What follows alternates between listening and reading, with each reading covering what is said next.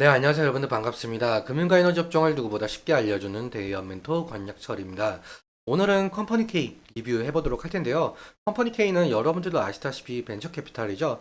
오늘은 이 컴퍼니 K가 바이오 기업에 투자한 만큼 빠른 투자 수익을 낼 가능성에 대해서 말씀을 드리려고 하는데요. 이게 정부 정책 이슈와도 엮여 있어서 말씀을 드리려고 하는데 함께 확인해 보면서 천천히 얘기 나눠보도록 하겠습니다. 그럼 컴퍼니 K 바로 보도록 할게요. 일단 먼저 컴퍼니 K는 여러분들도 아시는 내용들이겠지만 처음 투자하셔가지고 모르시는 분들을 위해서 간단하게 말씀을 드리자면 중소벤처기업에 대한 투자 금융을 제공하는 사업을 지속적으로 영위하고 있죠. 기술력이 높지만 자본과 경영 여건이 취약한 기업 설립 초기 단계에 있는 벤처기업에게 대출이 아닌 지분 투자 방식으로 주 인수합병, 상장 등을 통해서 투자 자금을 회수하고 있는 사업을 진행을 하고 있죠. 투자 방법에는 크게 두 가지 정도가 있는데 먼저 투자 조합의 경우에는 펀드를 생각하시면은 제일 쉽게 이해가 가실 겁니다. 펀드 같은 경우도 여러 돈을 모아서 여러 기업에게 투자를 하는 거잖아요. 마찬가지로 개인, 기관, 정부 그리고 중소기업 창업 투자 여기서 컴퍼니 K가 되겠죠. 이 모든 금액을 모두 모아서 벤처 기업에게 투자를 하는 것을 투자 조합이라고 말을 하고 있고 그리고 직접 투자. 직접 투자 같은 경우에는 말 그대로 컴퍼니 K가 직접 벤처기업에게 투자를 하는 것을 말을 하겠죠. 그리고 투자 조합의 경우에는 사업 보고서에서 어디에 투자인지 나오고 있는 형편이지만 직접 투자의 경우 하나하나 일일이 뉴스 기사로만 접할 수 있어서 찾기가 상당히 힘듭니다. 그리고 다음으로 넘어가서 벤처기업들은 여러분들도 아시다시피 경제적 자금이 부족한 상태인데 외부 투자 유치가 상당히 필수적이거든요. 그래서 투자 유치는 한 번으로 끝나는 것이 아니라 여러 단계에 걸쳐서 시행이 되고 있는데 시리즈 A 같은 경우는 서비스 오픈하기 위한 준비 단계에서 받는 투자. 사실 이 단계까지 오지 못하고 망하는 기업들이 너무나도 많아서 이 구간을 데스밸리, 죽음의 계곡이라고 부르고 있죠. 그리고 시리즈 B 같은 경우는 사업 확장을 하기 위해서 추가로 받는 투자 단계, 시리즈 C부터는 스케일업을 가속하기 위한 단계로 대부분 벤처기업들은 시리즈 C 단계에서 외부 투자를 마무리를 짓고 안정적인 수익 구조를 만들기 위해서 노력을 하게 되죠. 그래서 이 시리즈 A, B, C 투자를 통해서 본격적인 성장을 이루게 되고 벤처기업들은 상장이나 M&A가 가능한 기업으로 탈바꿈하게 되는데 여기서 컴퍼니 K가 투자금 회수를 통해서 이익을 보는 구조가 될 수가 있겠죠. 그럼 다음으로 처음에 말씀드렸던 정부 정책 이슈에 대한 좋은 소식 말씀을 드리려고 하는데 뉴스 기사 저와 함께 보도록 할게요. 뉴스 기사를 함께 보시면은 여기 헤드라인을 보시면은 윤 대통령께서 첨단 바이오 R&D 투자를 확대를 하겠고 그리고 스타트업도 2035년까지 연 1000개씩 나오게 끌어올리겠다는 건데요.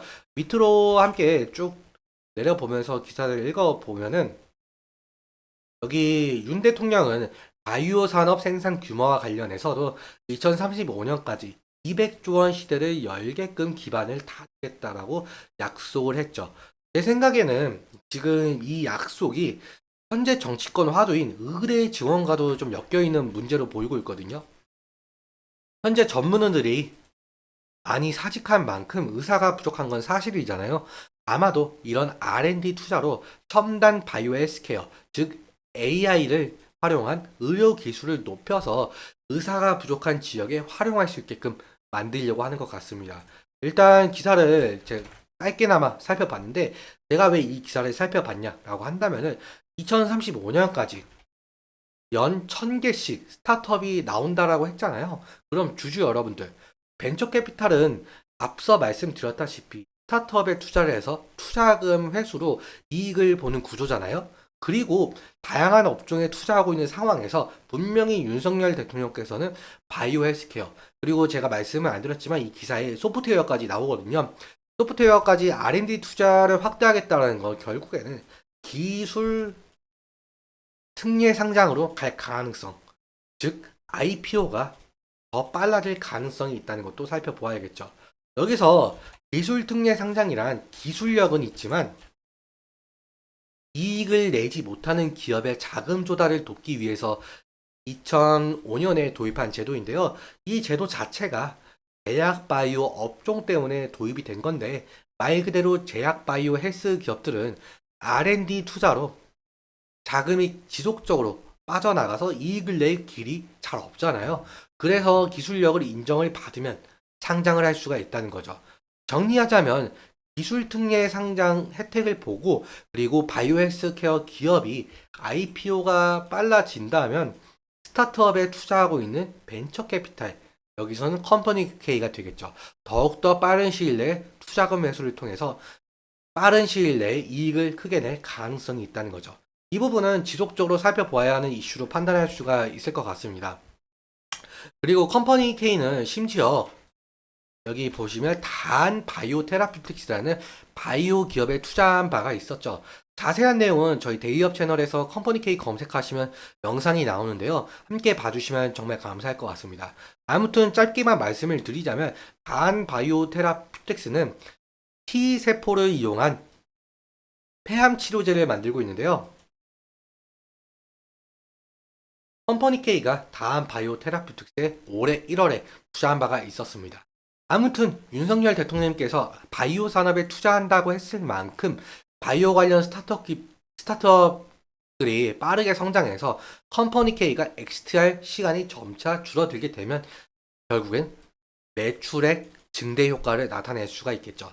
결국에 예상 컨센이 늘어날 가능성이 있으니 주가에도 긍정적인 반응이 올 수가 있을 것 같습니다. 그러니 컴퍼니 K가 어느 기업에게 투자를 했는지 알아보는 것이 중요 투자 포인트가 될 가능성이 높겠다는 판단할 수 있을 것 같습니다. 제가 컴퍼니 K가 어디에 투자했는지에 대해서 지속적으로 말씀을 드릴 테니까 구독 한번 부탁드리면 정말 감사할 것 같습니다. 그럼 다음으로 차트 한번 보면서 말씀을 드릴게요. 차트를 보시면은 컴퍼니 K는 단기적으로만 봐도 상당한 변동성을 지금 가지고 있는데, 일단 며칠 전에 우리가 흔히 말하고 있는 심리선 21선이라고 부르는 20일 이평선을 좀 이탈을 하면서 다음으로 60일 이평선을 지지해주는지가 관건이었지만 결국엔 지지해줬던 모습으로 보이고 있죠. 그리고 21선 이평선을 지속적으로 돌파하려는 시도는 나오고는 있는데 매물 저항에 막혀서 윗꼬리가 지속적으로 달리고 있는 것 같아요. 그리고 사실 거래량을 동반할 강한 상승이 나와도 지금 쌍봉 부근, 단기간적으로 쌍봉 부근 이 라인대에서도 저항이 일어날 수가 있는데요. 좀 더 과거를 살펴보자면 지금 지속적으로 이 라인대 부근을 돌파를 해줬지만 지지를 받지 못하고 하락했던 모습이 좀 자주 나오고 있어요. 그리고 이 부근을 돌파하지도 못한 모습도 보여주고 있고요. 그래서 이제는 돌파해야 되는 구간인 이 저항대를 강하고 확실하게 돌파해 주는지도 관건이 될 수가 있을 것 같습니다. 하지만 제가 앞서 말씀드린 2024년 벤처캐피탈의 호재로 상승할 가능성도 열려 있는데요. 이 부분만 돌파만 해준다면 상승 추세로 전환될 가능성이 있다고 볼 수가 있을 것 같습니다. 오늘은 여기까지 말씀을 드리고 오늘 내용 도움 되셨다면 구독과 좋아요 눌러주시면 정말 감사할 것 같습니다. 그리고 오늘 말씀드린 내용과 차트적인 설명은 개인적인 견해가 될 수가 있기 때문에 여러분들의 주관적인 견해와 함께 투자를 하여 현명한 선택하셨으면 좋겠습니다. 오늘도 시청해주셔서 너무 감사하고 지금까지 멘토 권혁철이었습니다. 감사합니다.